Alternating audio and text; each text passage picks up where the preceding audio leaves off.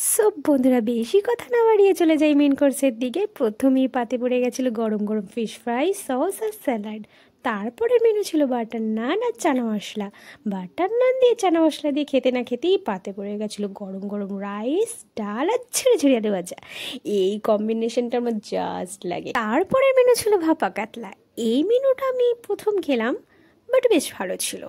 যদিও আমি সবটা খাইনি, বিকজ পরে ছিল মাটন। দেখো ধোয়া ওটা মাটন পড়ে গেল পাতে।